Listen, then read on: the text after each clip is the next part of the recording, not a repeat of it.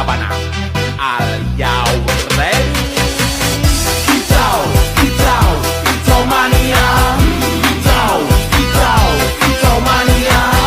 Kicau, kicau. Assalamualaikum warahmatullahi wabarakatuh. Selamat siang semuanya.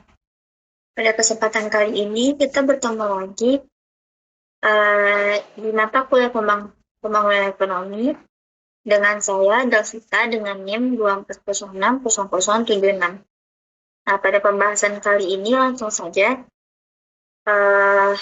Hari ini kita akan membedah salah satu isu paling mendasar dalam ekonomi pembangunan, yaitu hubungan antara pertumbuhan penduduk dan pembangunan ekonomi.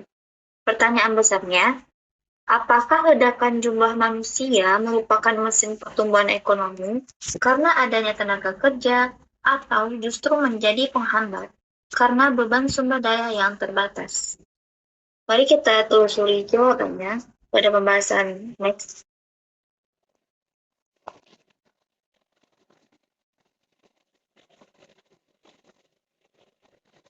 Untuk itu, yang pertama kita akan membahas tentang isu pokok, yaitu kualitas hidup. Isu pokok bukan sekedar angka, melainkan kualitas hidup. Saat ini, hampir seluruh penduduk dunia terjadi di negara penduduk. Saat ini, hampir seluruh pertumbuhan penduduk dunia terjadi di negara-negara berkembang. Bayangkan, tantangannya, pemerintah harus mampu melipat gandakan ketersediaan sekolah, rumah sakit, dan lapangan kerja hanya untuk menjaga standar hidup agar tidak turun. Jika pertumbuhan penduduk melampaui pertumbuhan infrastruktur, maka kemiskinan ekstrim akan menjadi lingkaran setan yang sulit diputus. Nah, pertanyaan sentralnya, bagaimana pertumbuhan penduduk yang cepat mempengaruhi peluang generasi sekarang dan masa depan untuk mewujudkan tujuan pembangunan? Skala globalnya, penduduk dunia mencapai 6,8 miliar pada tahun 2009 dan diproyeksikan melebihi 9,2 miliar pada 2050. Nah, 97% pertambahan terjadi di negara berkembang.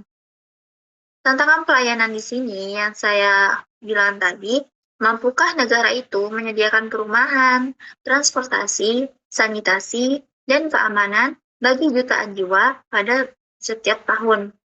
Nah, untuk kemiskinan absolut itu, apakah pasokan pangan di dunia mampu memperbaiki nutrisi penduduk miskin yang terus bertambah?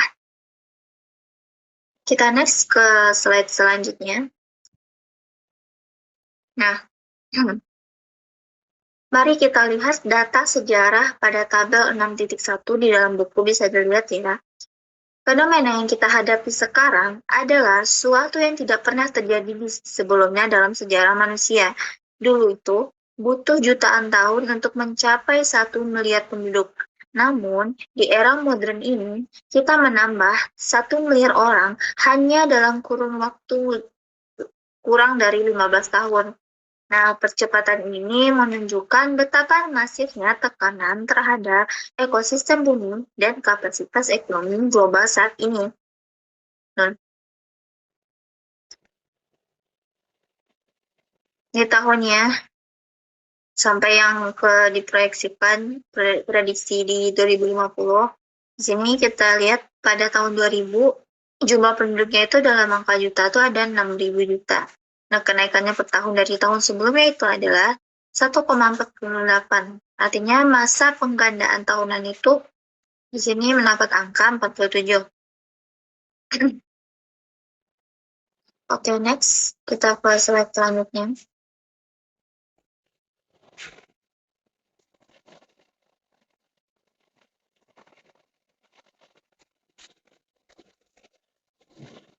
Sekarang kita membahas tentang tren 750 pada tahun 750-an sampai 2050-an. Nah, visualisasi peraga di 6.1 ini memperlihatkan kurva yang menanjak sangat tajam setelah revolusi industri. Meskipun saat ini laju pertumbuhan dalam persentase mulai melambat. Jangan terkecoh, karena basis pendudukan kita sudah sangat besar. Ya, sekitar 8 miliar lebih lah. Nah, penambahan jumlah absolut manusia di setiap tahunnya tetap masif, sekitar 75 hingga 80 juta orang per tahunnya. Dan ini setara dengan menambah satu negara besar sebesar Jerman ke permukaan bumi setiap tahunnya. Nah, dari tahun 1 Masehi sampai 1750-an, penduduk itu hanya berlipat 3. Namun dari periode 1950 sampai 1990, jumlah penduduk itu melonjak dari 2 kali lipatnya hanya dalam 4 dasawarsa. Nah, pertumbuhan per tahun mencapai puncaknya pada 2,35% sekitar tahun 1970-an, dan saat ini melambat. Namun, angka absolut itu tetap tinggi, sekitar 75 juta jiwa per tahunnya. Next. Selanjutnya kita masuk ke distribusi penduduk. Distribusi penduduk dunia. Jika kita bedah secara geografis melalui peraga 6.2 ini, yang kita bisa lihat di buku juga bisa, di layar juga bisa, yang tentang pergeseran proporsi wilayah pada tahun 2010 versus 2050. Kita melihat ketimpangan yang nyata. Nah, pertumbuhan di negara maju yang sudah hampir nol bahkan negatif. Sebaliknya, di wilayah seperti Afrika Sub-Sahara dan sebagian Asia mengalami pertumbuhan yang pesat. Masalahnya di sini, wilayah dengan pertumbuhan penduduk tertinggi justru adalah wilayah dengan pendapatan per kapita yang terendah. Nah, ini tuh menyebabkan jurang ketimpangan global yang semakin lebar. Ini kita lihat perbandingannya. 2010 pada Asia dan Pasifik sebanyak 61% ya. Nah, 2050 nih 22%. Ini bisa dilihat Asia yang ini pertumbuhan penduduknya banyak ya. Afrika, Amerika Latin, Eropa, Amerika Utara. Oke, next. Selanjutnya kita membahas tentang penurunan fertilitas. Namun, dalam secerca harapan pada tabel 6.3, beberapa negara berkembang justru berhasil melakukan intervensi. Contohnya itu Bangladesh dan Indonesia. Melalui program keluarga berencana dan peningkatan edukasi, angka kelahiran total berhasil ditekan secara signifikan. Ini membuktikan bahwa pertumbuhan penduduk bukan takdir dan tidak bisa diubah. Ia adalah variabel yang bisa dikelola melalui kebijakan publik yang tepat. Bisa dilihat pada tabel 6.3 ini. Oke, next. Kita mengulik tentang beban ketergantungan pemuda. Salah satu konsekuensi ekonomi dari fertilitas ini adalah beban ketergantungan pemuda. Di negara berkembang, proporsi penduduk usia di bawah 15 tahun itu sangat besar. Secara ekonomi, ini berarti rasio ketergantungan yang tinggi. Artinya, sedikit orang dewasa yang harus bekerja terus harus menanggung banyak anak-anak. Dampaknya apa? Tabungan rumah tangga tersedot untuk konsumsi harian dan pendidikan, sehingga investasi modal untuk pertumbuhan ekonomi jangka panjang menjadi terbatas. Nah, angkatan kerja di negara berkembang itu harus menanggung beban hidup anak-anak 2 kali lipat dibanding negara kaya. Nah, rasio ketergantungan yang besar itu menghambat akumulasi modal karena konsumsi domestik yang besar untuk pendidikan dan kesehatan dasar. Next. Sekarang kita membahas tentang momentum tersembunyi pertumbuhan. Ada fenomena yang kita sebut dengan momentum tersembunyi. Meskipun suatu negara berhasil menurunkan tingkat fertilitas menjadi tingkat penggantian, yaitu 2 anak per keluarga nih misalnya, penduduknya tidak akan langsung berhenti tumbuh. Mengapa? Karena ada struktur usia muda yang sangat besar yang akan segera masuk ke usia reproduksi.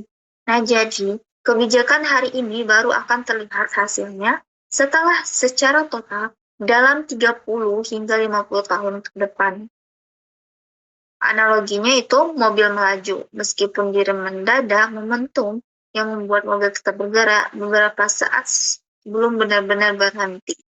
Jadi penduduk tetap tumbuh meskipun fertilitas turun karena struktur usia muda yang besar. Banyaknya pasangan muda sebagai calon orang tua memperbesar basis penduduk. Next. Kita melihat di sini piramida penduduk pada peraga 6.4. Perhatikan perbedaan struktur peraga 6.4 ini. Di sebelah kiri, memiliki piramida berbentuk tong.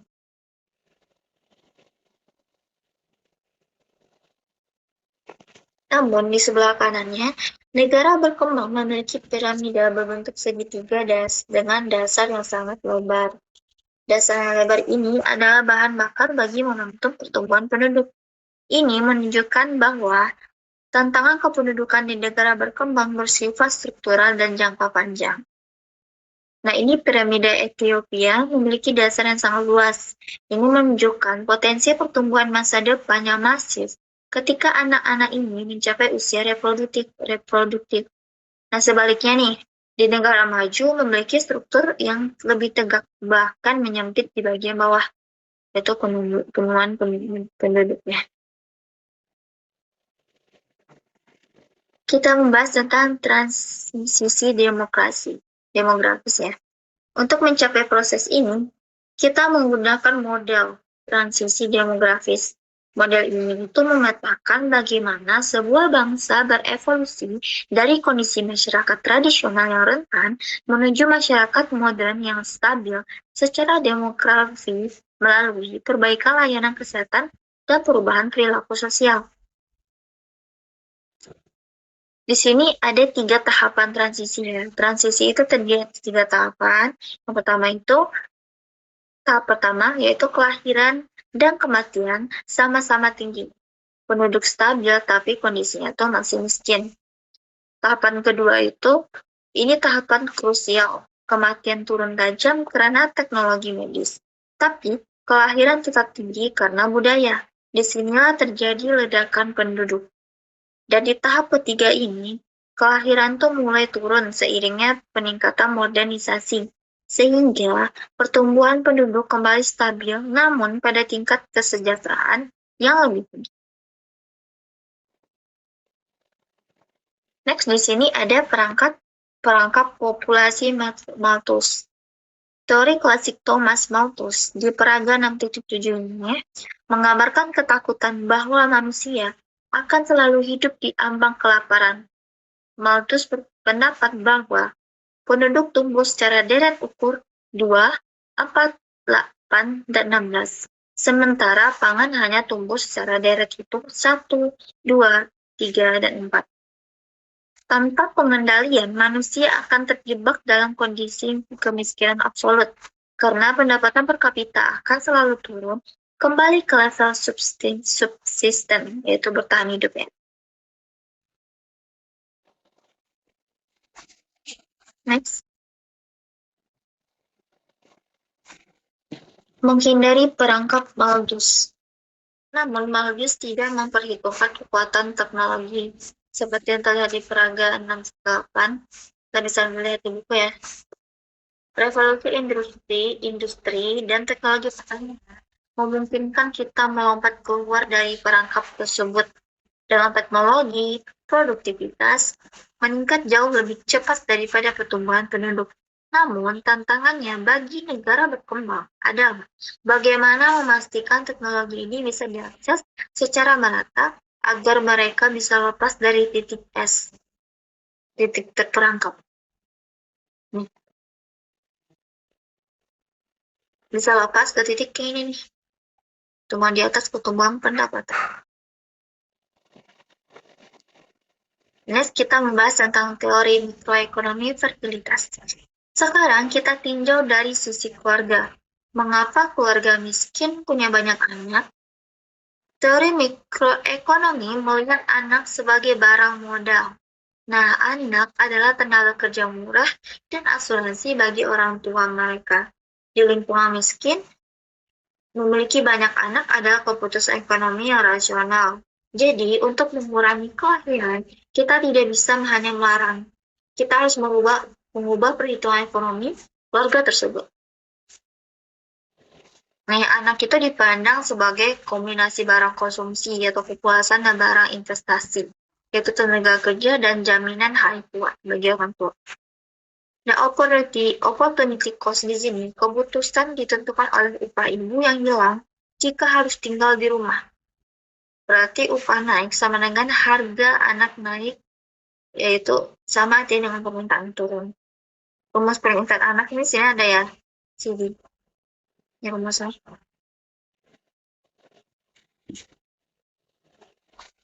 Next, kita membahas tentang kurva indiferen pada perangkat dimensional. Kita menggunakan alat analisis ekonomi untuk melihat pilihan rumah tangga. Ketika upah meningkat, biaya peluang untuk membesarkan anak menjadi mahal. Ibu yang bekerja akan berpikir 2 kali untuk punya banyak anak karena waktu mereka akan sangat berharga. Inilah mengapa pemberdayaan ekonomi perempuan adalah kunci paling efektif untuk menurunkan angka kelahiran secara sukarela.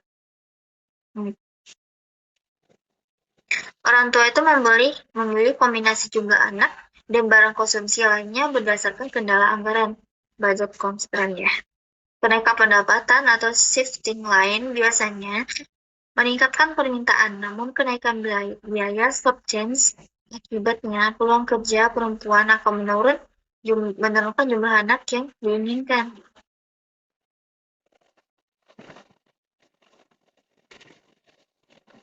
Next, kita membahas tentang konsekuensi fertilitas tinggi. Debat mengenai fertilitas ini membagi para ahli.